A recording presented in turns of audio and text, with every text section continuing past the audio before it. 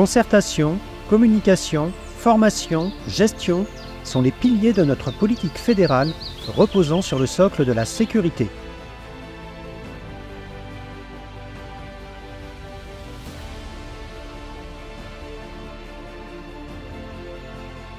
Nous travaillons en étroite collaboration avec les responsables de CHAPS et les associations départementales. La fédération s'est déplacée sur le département pour faire 6 réunions de secteur. Ces réunions de secteur ont un avantage, c'est d'être plus près de nos chasseurs, de pouvoir parler de problèmes locaux plus facilement qu'en assemblée générale.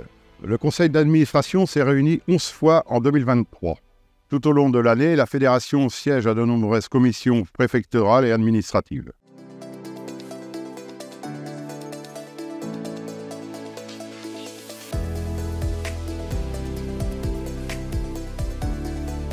La communication fédérale se décline en 2 volets, animation et information. Il s'agit essentiellement d'opérations de terrain, consacrées à l'aménagement et à la gestion, mais aussi à la protection de la nature et à l'éducation à l'environnement. Elle symbolise notre volonté de faire découvrir et de partager notre passion à tous. Je félicite tous ceux qui s'investissent. La chasse doit être expliquée pour être mieux comprise. Nous devons combattre tous les préjugés. Tout au long de l'année, nous participons à diverses manifestations comme la fête du parc, les journées lumière hors Brière, les journées douces sur le marais Salao, ainsi que les journées de l'environnement à Bas-sur-Mer. Nous participons aussi à diverses foires et fêtes de l'agriculture sur le département. Au travers de ces manifestations, nous animons des stands de la biodiversité qui nous permet de communiquer régulièrement avec tout type de public, chasseurs et non-chasseurs, en mettant en valeur les actions que l'on fait au quotidien et tout au long de l'année. Ça nous permet aussi d'expliquer la passion qu'est la chasse. Nous accueillons dans le centre de formation cynégétique des journées de confirmation canine organisées par l'association canine. La fédération participe aussi à des opérations de nettoyage et de collecte de déchets sur le trait du Croisic et sur la réserve du banc de Billot dans les Serres de la Loire. Nous participons aussi à des opérations de comptage nocturne avec les élèves du lycée Briassé. Nous organisons des plantations de haies champêtres. Je remercie les organisateurs et tous les participants qui contribuent au bon déroulement de ces journées. La communication dépend aussi de vous. Pensez à médiatiser vos opérations, comptage, aménagement, fête de la nature, nettoyage de la nature et actions caritatives. Merci à tous ceux qui s'impliquent au niveau de leur commune et portent haut les couleurs de la chasse et des chasseurs. Le 2 juillet dernier, 12 000 personnes sont venues à notre rencontre lors de l'organisation à Saint-Philbert-de-Grandlieu de la fête de la pêche et de la chasse.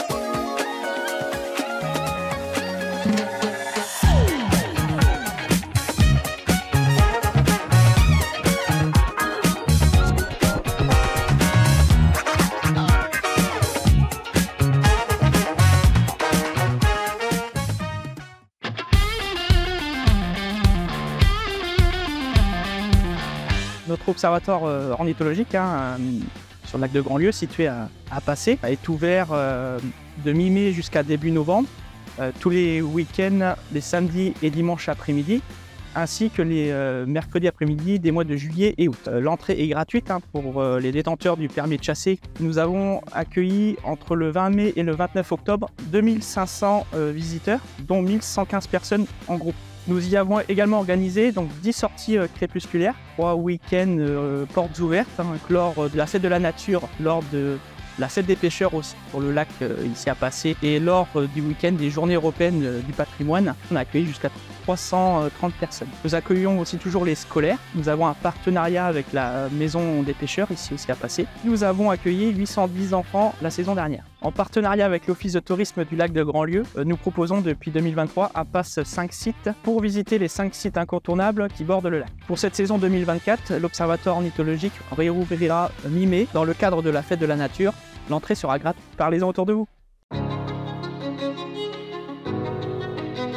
Sur le département, il y a eu 39 hectares de jachères fleuries qui ont été implantés sur environ 62 territoires de chasse différents. Ces jachères fleuries sont proposées par la fédération depuis 16 ans maintenant. La jachère fleurie permet d'améliorer la biodiversité et apporte un embellissement de la nature. C'est une zone de couvert, donc pour toute la faune d'une manière générale. C'est également une zone qui attire les insectes et qui attire également tout ce qui est jeunes perdrix et jeunes faisans. Et c'est aussi une zone de pollinisation, vu que les abeilles et les papillons notamment sont attirés par les différentes variétés d'espèces florales qui sont implantées. Donc on remercie tous ceux qui participent à ces actions d'implantation et on encourage tous ceux qui souhaitent le faire à nous contacter dès qu'ils le souhaitent. L'information sous format papier ou digital cible les chasseurs et les responsables de territoire, mais aussi les non-chasseurs pour promouvoir et défendre notre passion. Tous les 3 mois, vous recevez dans votre boîte aux lettres la revue Chasse 44, très appréciée au sein des foyers. Vous êtes également nombreux à publiciter notre calendrier. 2023 a vu paraître 141 articles synégétiques, dont 66 évoquaient la fédération, dans la presse départementale. Nous avons publié dans cette dernière une campagne de communication sur la viande de gibier à destination du grand public, impactant plus de 140 000 personnes. Directement dans votre boîte mail, vous recevez nos flash infos adressés à 13 500 destinataires. Et pour les responsables de territoire, la lettre aux adhérents. Retrouvez toutes les informations nécessaires à la pratique de votre passion sur notre site www.chasse44.fr. Notre page Facebook présente des actualités sous un prisme différent. N'hésitez pas à vous abonner.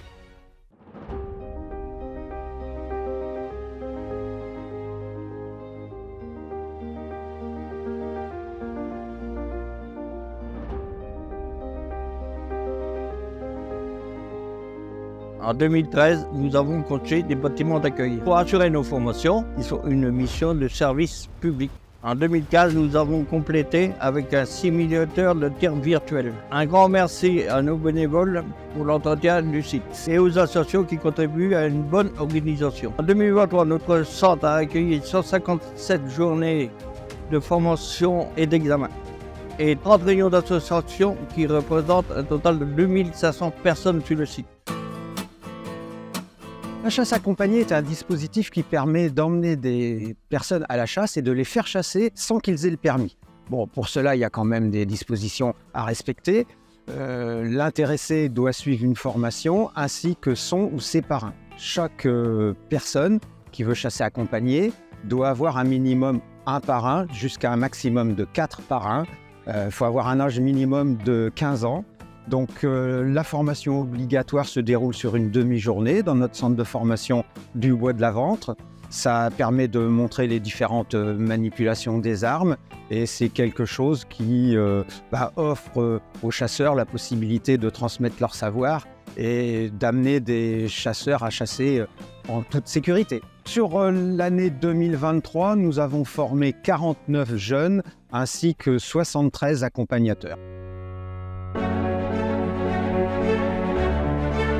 La formation sécurité décennale, a réalisé avant 2030, a bénéficié à plus de 3400 chasseurs en 2023. Cette formation est à réaliser en distanciel ou en présentiel.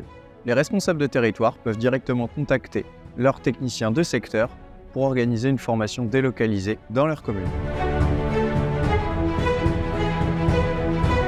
L'examen se divise en deux grandes parties. Une partie pratique, manipulation d'armes, tir, franchissement d'obstacles, ainsi qu'une partie théorique, connaissance pure. Et donc sur l'année 2023, nous avons formé 513 candidats pour un taux de réussite de 74%, ce qui est satisfaisant puisque notre taux de réussite est quand même un petit peu supérieur au taux de réussite national. La chasse à l'arc en France est légalisée depuis 1995. Elle est conditionnée au fait d'avoir le permis de chasser, bien sûr, mais aussi d'avoir suivi une formation spécifique dans le cadre de la chasse à l'arc. La saison passée, nous avons formé sur le département de Loire-Atlantique 66 candidats en collaboration avec l'association départementale des chasseurs à l'arc qui amène leur expertise, l'encadrement pour l'initiation des candidats. Et puis on y fait participer aussi l'UNUCRE, puisque la chasse à l'arc aboutit très souvent sur la mise à mort par une hémorragie. On a besoin de faire appel à cette association, qu'on remercie vivement pour leur collaboration. Avec mes deux collègues, Patrice Lecomte et Jean-Christophe, nous sommes chargés de l'organisation en fait, des formations de piégeurs, en fait, en vue de leur agrément. Donc tous les ans, nous faisons 3 formations, donc 2 dédiées au grand public, on dira nos chasseurs ou non-chasseurs, en fait, qui s'inscrivent, une au nord, une au sud. On a l'association des piégeurs départementales qui vient nous aider, nous seconder dans ces 2 formations-là. Et plus une 3e formation qui est destinée en fait, au lycée agricole de Briassé.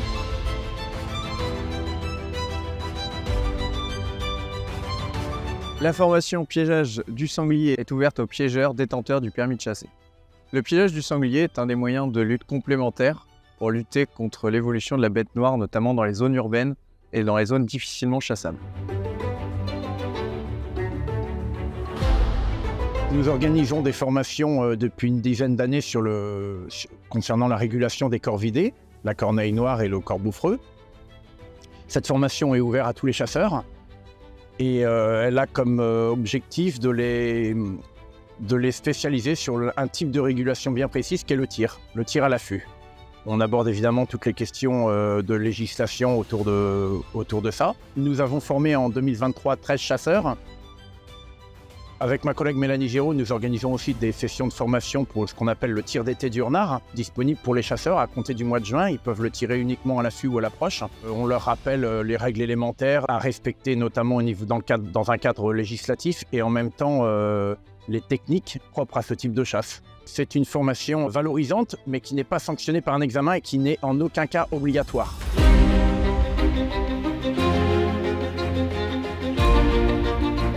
Accompagné de Maître Dubreuil et de Clément Doux, nous avons formé 19 candidats à la formation des gardes-chasse particuliers. Les prérogatives du garde-chasse particulier permettent à la fois de surveiller le territoire et de réguler les espèces et zones tout au long de l'année.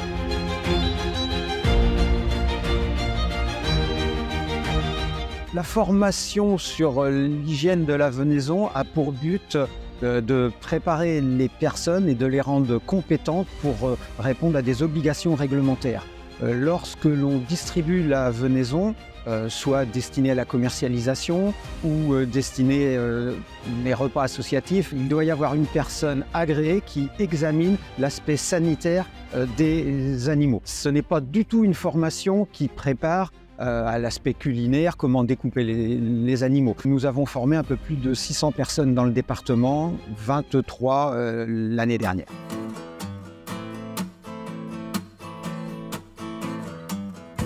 En 2024, la fédération ouvre une nouvelle formation, responsable d'association cynégétique, ouverte à tous les responsables de territoire.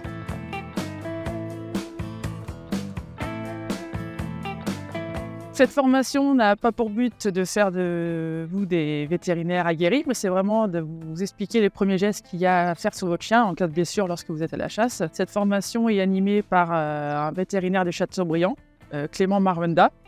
Donc il y a différentes situations qui sont expliquées, que ce soit une blessure par un sanglier, un ragondin, ou un coup de chaud ou un coup de froid, ou une morsure de vipère ou des choses comme ça. Donc le vétérinaire en fait vous explique qu'il faut faire dans l'urgence avant de transporter votre chien chez le vétérinaire.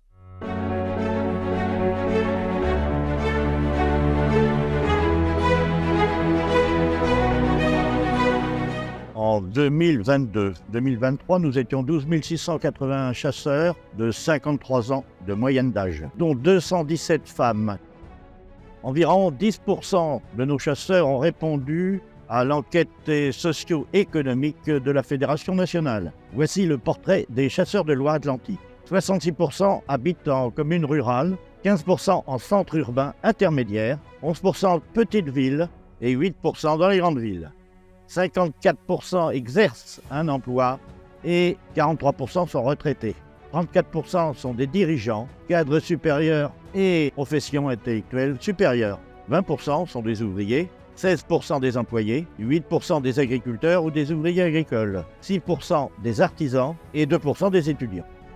98% chassent à tir, 84% chassent le petit gibier de plaine, 64% le sanglier, 55% le chevreuil, 54% les oiseaux de passage et 46% le gibier d'eau.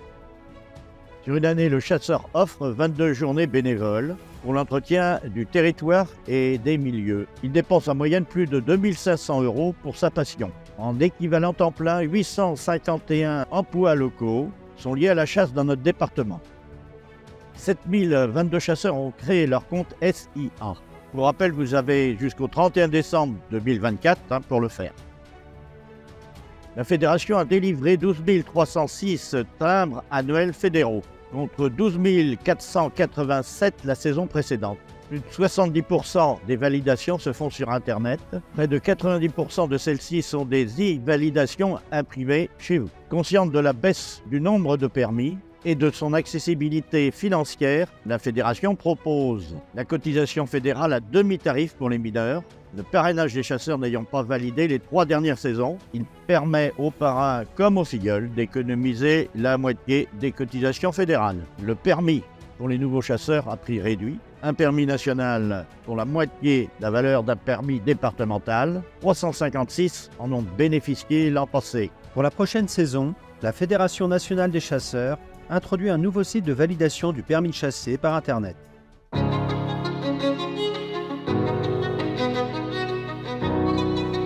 Nos techniciens assermentés ont réalisé 52 contrôles sur 31 communes de notre département. Des surveillances ciblées ont été réalisées et 6 procès-verbaux ont été dressés.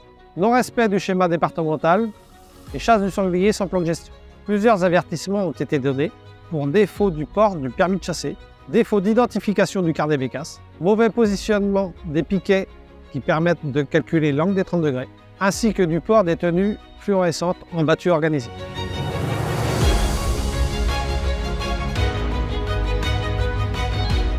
En 2023, le service technique a reçu 254 demandes de modification de territoire et 63 demandes de création. Ces 317 demandes portent le nombre de territoires enregistrés à 1700. Cela représente 527 000 hectares de territoire de chasse cartographiés, soit 77% du département.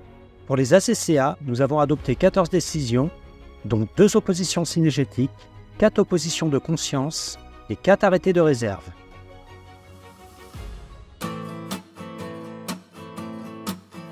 Donc la réserve naturelle régionale, on a été labellisé en 2008. Donc c'est un partenariat entre la Fédération des chasseurs et la région Pays de la Loire. On a ce qu'on appelle un plan de gestion qui nous dit toutes les missions qu'on doit effectuer dans les 6 années à venir. Dans les suivis qu'on mène sur le lac Grandlieu, aussi bien en période de reproduction qu'en période de migration, on mène aussi des missions de surveillance des mortalités. On a été confronté en 1995 avec une crise de botulisme importante qui a tué des milliers d'oiseaux. Tous les ans, on doit faire une veille entre juin et juillet par une prospection systématique des berges pour essayer de trouver les cadavres et éviter que l'épidémie recommence. 2023 a été une année plutôt clémente avec nous, puisqu'on a ramassé à peine 200 oiseaux, alors que voilà, on peut aller à plusieurs milliers quand ça explose. On fait de la gestion sur des espèces invasives comme les jussies, une espèce problématique dans beaucoup de zones humides. Ce qui aujourd'hui fonctionne le plus en lutte contre jussies, c'est le pâturage avec les animaux, donc plutôt avec nos bovins de race nantaise qui conviennent très bien, qui appartient à la SEA du Grand Bonhomme, mais donc qui est de la Fédération des chasseurs, et qui permettent à la végétation de repousser. Et on a eu 25 naissances sur le lac de Grandlieu, on a à peu près 70 animaux. C'est une des méthodes qui fonctionne le mieux. Dans la lutte contre les espèces invasives, il y a aussi les ragondins et les rats musqués, donc qui sont 2 espèces qui posent problème par la destruction de certains végétaux sur le lac de Grandlieu, en plus d'être porteurs de maladies. On a construit il y a 10 ans maintenant 8 exclos pour voir justement l'impact des ragondas de petite taille. Et l'année dernière, avec l'association des chasseurs de gibier d'eau locale, on a construit 2 grands exclos pour mesurer encore plus l'impact sur de grandes surfaces. Puis on a un deuxième observatoire qui est sur la commune de Saint-Aignan de Grandlieu, où on intervient 5 demi-journées en général, pour aussi accueillir du public sur le lac et faire découvrir cet écrin qui est de biodiversité qui est importante. La réserve du Massereau a été créée dans les années 68 à l'initiative des chasseurs locaux et la fédération en assure maintenant la gestion. D'un point de vue historique, c'était l'Office français de la biodiversité qui était gestionnaire de la réserve. Ça représente une partie qui fait une centaine d'hectares. Et la fédération, vous êtes propriétaire du coup de 33 hectares sur ce site-là.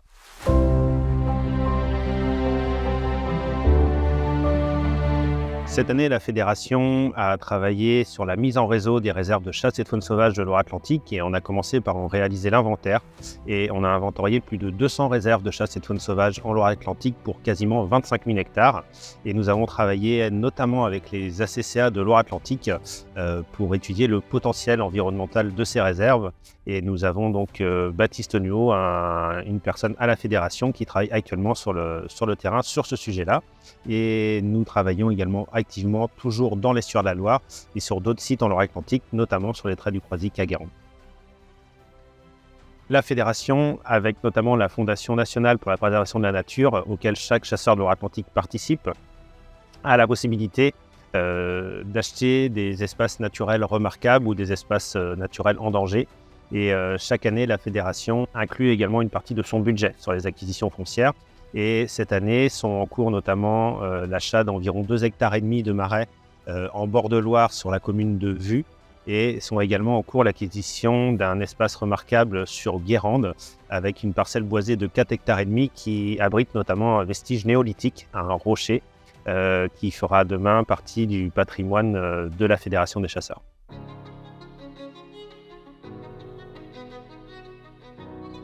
Cette année encore, la fédération, avec de nombreux propriétaires chasseurs et non-chasseurs, a conventionné pour des territoires qui sont pour la plupart du temps en zone de protection environnementale, souvent des sites Natura 2000, et porte aujourd'hui les superficies en convention avec la fédération à environ 1200 hectares, avec environ 800 à 1000 hectares dans l'estuaire de la Loire, mais également des conventions de gestion sur les marais salants de Guérande, les marais paratourbeux de la Hatay, dans le nord-est du département, et de plus en plus de sujets en discussion sur d'autres sites naturels du département. Et tout l'enjeu aujourd'hui est une reconnaissance administrative de ces terrains via la gestion de la fédération et également le financement des travaux de gestion avec un dossier qui a été déposé au Fonds vert auprès de la DREAL et également un projet européen en cours avec d'autres fédérations et des parcs naturels régionaux.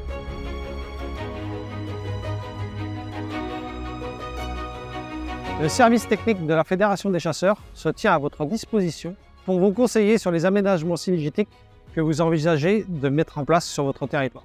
La Fédération a financé 7 projets de plantation en double haie, 2,5 km qui représentent 4000 plants. Une partie de vos efforts sont pris en charge via des subventions à hauteur de 119 808 € pour la saison 2022-2023. Nous avons, entre autres, financer des aménagements synergétiques au titre des contrats multiservices. 24 garennes artificielles, 18 parcs et 6 volières de prélâchés, 19 abris agrénois, 64 miradors, 40 hectares de culture faune sauvage, ainsi que 7 537 € de subventions sur facture. Nous, la Fédération régionale des chasseurs des Pays de la Loire, on développe depuis 2020 le programme AgriBiodiv. Ce programme, il est à destination des propriétaires de territoires de chasse dans un but de les accompagner techniquement et financièrement sur des aménagements en faveur de la biodiversité, que ce soit plantation de haies, restauration de mares, restauration de zones humides et autres aménagements. Donc là, sur 2023, on a eu plusieurs projets de réaliser. Au total, on a fait 2 bosquets, soit 2000 m² sur la commune de La Plaine-sur-Mer. Ça fait environ 261 arbres et arbustes champêtres de plantés. On a restauré 23 mares sur différentes communes, que ce soit La Chapelle-Lin, Le Bignon, La Plaine-sur-Mer, Couffet. On a aussi fait de la restauration de zones humides, donc sur 3 sites, à Tourret-sur-Loire, Saint-Père-Henri, et Corcept qui nous fait environ 1,5 hectare de zones humides restaurées avec du reprofilage de berges et de la création d'îlots. Et on a planté 19 linéaires de haies. Donc pareil sur plusieurs communes, Aigrefeuille, Aigrefeuille-sur-Maine, La Plaine-sur-Mer, Pleucé. Et donc on a au total 2,75 km de haies qui ont pu être plantées cette année, soit 4354 arbres et arbustes champêtres plantés et d'origine locale.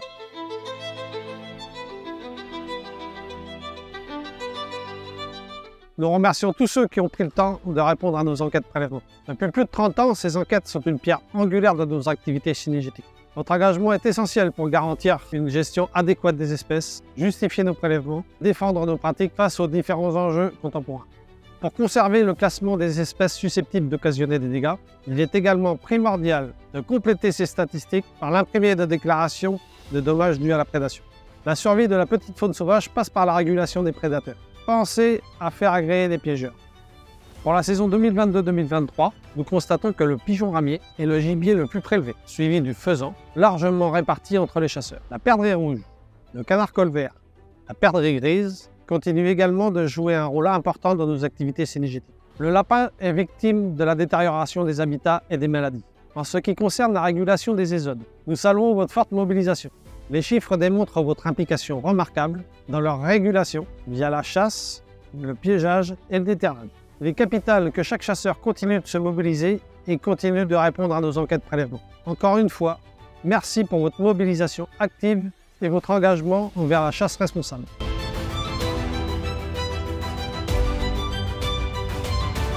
Le schéma départemental de gestion cynégétique a rendu obligatoire la mise en place du plan de chasse pour le lièvre. Bon an, mal an, nous distribuons environ 10 000 bracelets dans le département pour un prélèvement assez stable autour de 8 000 lièvres. On met tout en œuvre pour apprécier le niveau des populations, donc vous le savez très bien puisque vous participez au comptage depuis très longtemps. Donc en ce qui concerne les comptages, c'est plus de 2000 bénévoles qui participent. On suit tous les ans 189 communes, donc c'est un petit peu plus de 9000 km qui sont effectués. Donc ça permet d'avoir une bonne vision quand même de la situation du lièvre. En 2022-2023, 8913 bécasses ont été prélevées. Environ 15% des chasseurs ne demandent pas à chasser la bécasse. 14% utilisent Chasse-Adapt, soit 1695 chasseurs. La fédération a délivré plus de 9400 carnets de prélèvement bécasse. Seuls 41% nous ont été retournés. Vous pouvez saisir de chez vous les prélèvements de votre carnet bécasse papier via votre espace adhérent chasseur. La délivrance de votre carnet pour la saison 2024-2025 est conditionnée au retour de vos prélèvements de la saison passée. C'est obligatoire, et ce, même bredouille. Bien conscient que tout le monde n'est pas adepte de l'outil numérique, nous vous conseillons d'utiliser l'application Chasse-Adapt. Elle permet une remontée en temps réel et automatisée de vos prélèvements, et ce, même si vous êtes bredouille. Ainsi, vous ne risquez pas d'être privé de chasser la bécasse la saison suivante. Pour la saison 2023-2024, le président de la fédération a attribué 5775 bracelets de chevreuil sans distinction de sexe, contre 5062 l'an dernier. 207 bracelets Cérélaf avec distinction de sexe et âge, contre 174 l'an dernier. Pour rappel, les bracelets sont envoyés directement à votre domicile. Mon travail est de collecter et de recenser les informations liées aux problématiques sangliers sur le département, donc auprès des mairies, des particuliers, des agriculteurs. En 2023, j'ai recensé environ 200 signalements, donc majoritairement des dégâts sur des tas d'ensilage, des dégâts dans des jardins, des sangliers vus en ville. Environ 7000 sangliers ont été prélevés, ce chiffre est également en augmentation. Nous avons la chance de pouvoir utiliser quasiment l'ensemble des moyens légaux pour lutter contre l'augmentation des populations de sangliers. Tout ce travail me permet d'identifier les secteurs à fort enjeu sur le département pour essayer de résoudre les problématiques plus localement. Les chasseurs se sont encore fortement investis en organisant 4517 battues, en consacrant plus de 277 000 heures à la régulation des sangliers, soit 172 équivalents temps plein.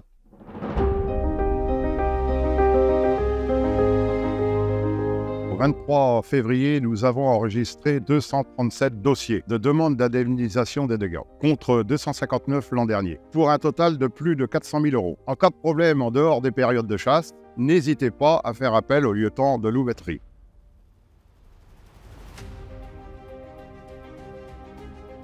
La Fédération des chasseurs de Loire-Atlantique participe au réseau SAGIR, qui veut dire surveiller pour agir. L'objectif est donc de suivre la faune sauvage pour connaître les problèmes éventuels sanitaires que la faune peut contracter. Donc tous les ans, nous récupérons des cadavres ou des animaux en mauvais état que nous transmettons au laboratoire vétérinaire départemental pour connaître, si possible, les causes de mortalité. L'espèce que nous transmettons le plus fréquemment, c'est le lièvre. Et on retrouve très souvent des infections des voies respiratoires, des voies digestives ou des traumatismes, des chocs, par exemple des voitures.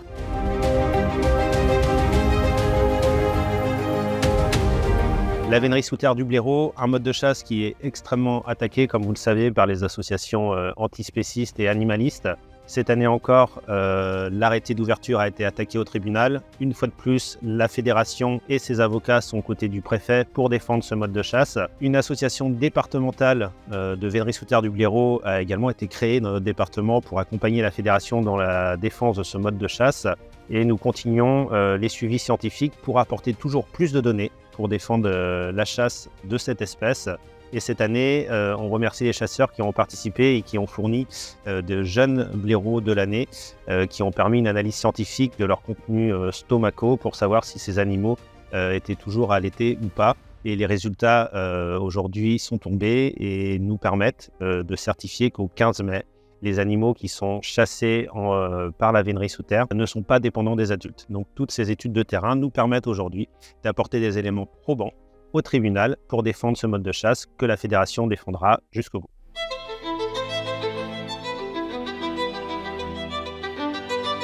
Depuis 2018, dans le département de Loire-Atlantique, nous avons initié une étude et un suivi concernant l'espèce cerf-élaphe du département. Nous demandons à nos chasseurs de récupérer les mandibules inférieures. Cette mandibule, nous, on l'utilise en la lisant. Le renouvellement des dentitions, l'usure des dentitions nous permet de classer les animaux en fonction de leur âge. L'accumulation de toutes ces données, depuis 5 ans, nous avons récupéré 500 mâchoires et nous permet d'avoir un suivi sur l'état de population, la structure de population, pyramide des âges, la croissance des animaux sur les animaux d'1 an, par la mesure des longueurs de mandibules. Toutes ces données cumulées nous permettent de suivre cette population. Nous avons l'appui de Marc Collin, scientifique, qui nous aide dans l'analyse et le suivi de cette étude. On a affaire à une population relativement jeune, puisque nos cerfs sont adultes à l'âge de 6 ans, et nous démontrons aussi qu'on a une dynamique positive à l'échelle du département.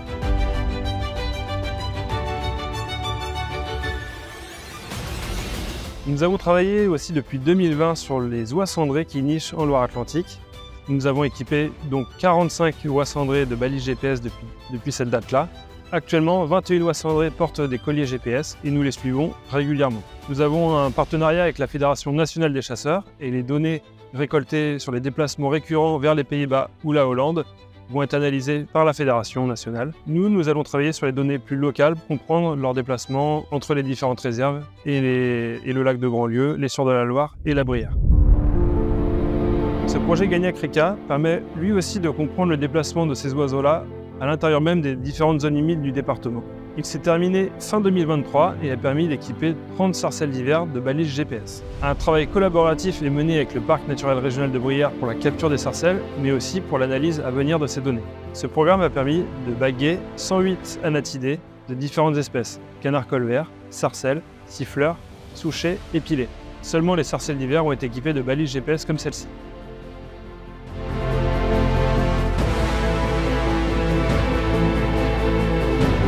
Un radar ornithologique a aujourd'hui été déplacé sur la presqu'île guérandaise, plus au bord du littoral.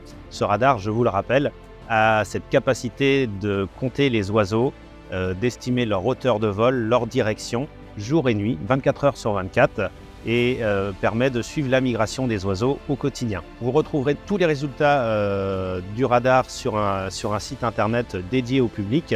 Et ce radar, là où il est installé, il a pu compter notamment au mois d'octobre cette année 17 000 oiseaux au-dessus du radar sur un front d'1 km en une seule journée. Et ce radar, dans quelques années, sera capable de discriminer les espèces, c'est-à-dire de déterminer par lui-même quelle espèce passe au-dessus du radar. Et donc, à terme, on pourra compter les oiseaux le jour, la nuit, jusqu'à 5000 mètres d'altitude, là où l'œil humain n'est plus capable d'intervenir.